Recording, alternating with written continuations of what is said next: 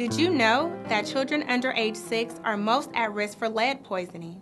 And did you know that most children who are poisoned by lead do not look or act sick? In our next segment, we find out more about the dangers of lead. I am Diep Tran, and I'm a public health nurse at the Alameda County Lead Poisoning Prevention Program. The main sources of lead contamination are houses built before 1978, household dust that's contaminated with lead, and garden soil. There are many household items that may be contaminated with lead, and they may vary according to the culture. In the Mexican culture, they use bean pots a lot, and the glaze of the bean pot may contain a dangerous amount of lead. Chinese culture uses ceramics imported from China that may have lead also in the glaze, and traditional herbal teas and medications. It is hard to say which toys are contaminated with lead, but before a parent purchases a new toy, we recommend that they check online. There's a website from the government where they can go and see if the toy is listed there. However, it doesn't guarantee that the toy doesn't have lead if it's not posted, because there are so many imported items from China. Children under age 6 are most at risk for lead poisoning. Just a small amount of lead can be dangerous for a growing child and his or her nervous system. Children under the age of 6 like to put things in their mouth, and many children don't wash their hands before they eat, or they like to mouth their toys. The WIC program helps families buy food that is high in iron, calcium, vitamin C.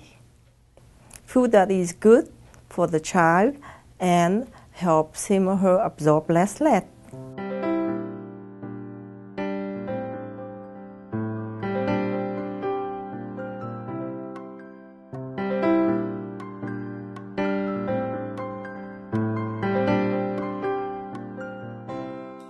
Lead poisoning can also affect your baby even if you're pregnant.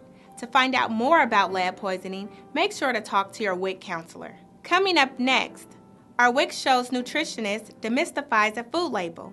Plus, Fiji gets us roasting veggies in the WIC kitchen. I'll be right back. WIC is the best. WIC es lo mejor. El programa de WIC. The WIC Show.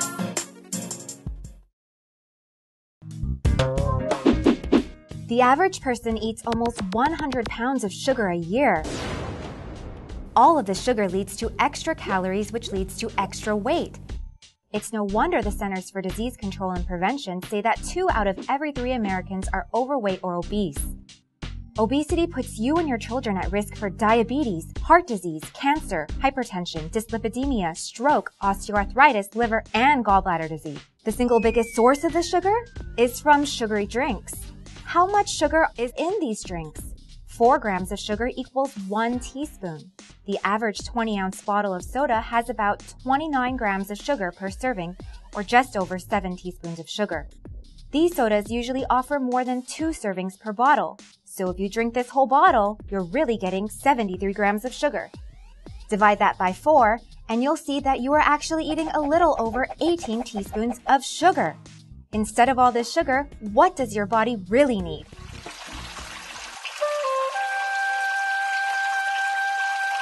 Water. Water is all your body needs for hydration and for it to work properly. A healthy way of flavoring your water is by adding slices of fruit like melon, strawberries, lemon, lime, and even cucumber. So rethink your drink and pick water.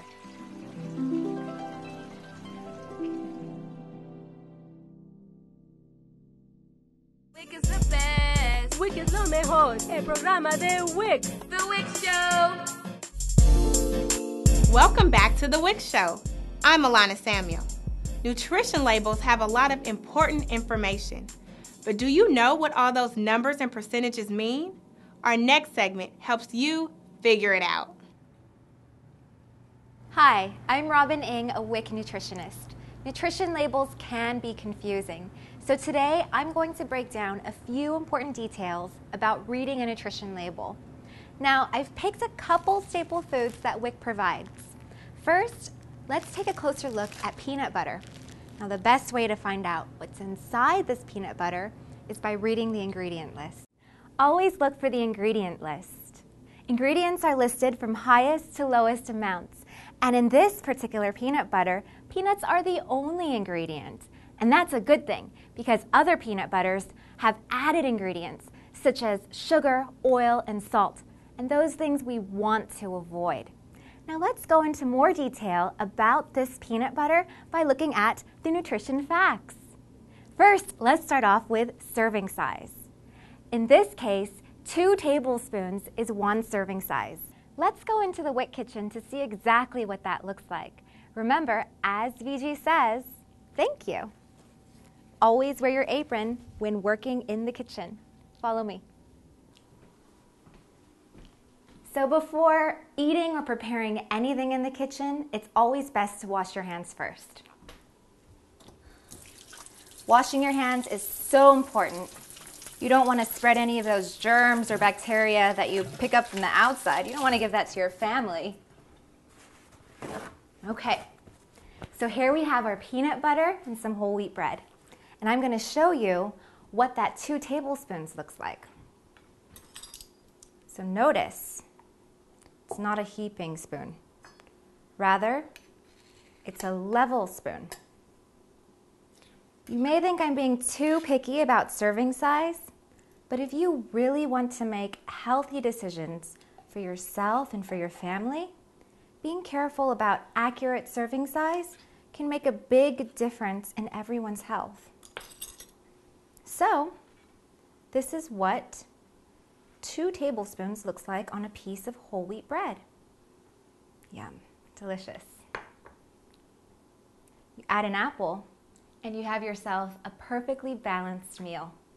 Now let's see why this information is so important to us by going back to our nutrition label. Follow me. Next on the list are calories. In that 2 tablespoons we just saw, thank you, there are 210 calories. So that means if you're trying to maintain or get to a healthy weight, you may not want to eat too much of this peanut butter. Now look here at this column on the right, percent daily value. Now what does that mean? Well, as it says here at the bottom of the label, it's based on a 2,000 calorie diet. And it tells you the percent of your daily nutrient needs that you'll eat in 1 serving of this food. Now percent daily value can be a very helpful guide. How? Well, if it has 5% or less, then it's low in that nutrient. And if it has 20% or more, then it's high in that nutrient. So what nutrients do we want to keep low, and what nutrients do we want to keep high?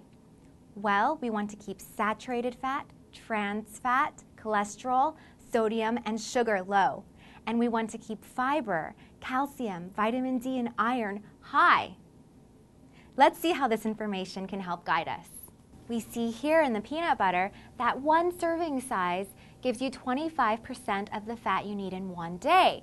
Now that means if you have peanut butter for lunch, you may want to be careful about the fat you eat for the rest of your meals throughout the day. Now, not all fats are created equal. Polyunsaturated and monounsaturated fats can be healthy for you. And look, this peanut butter has all that. Now let's take a look at dietary fiber. The label here says that 1 serving size of peanut butter gives you 8% of the dietary fiber for the day. Now, dietary fiber is very important for your health. It's a nutrient we want to keep high, at least at 20%.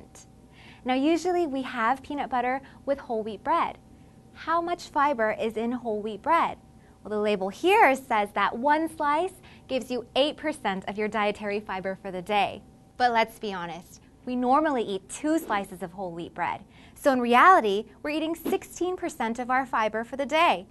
Add that to peanut butter, and you're getting 24%.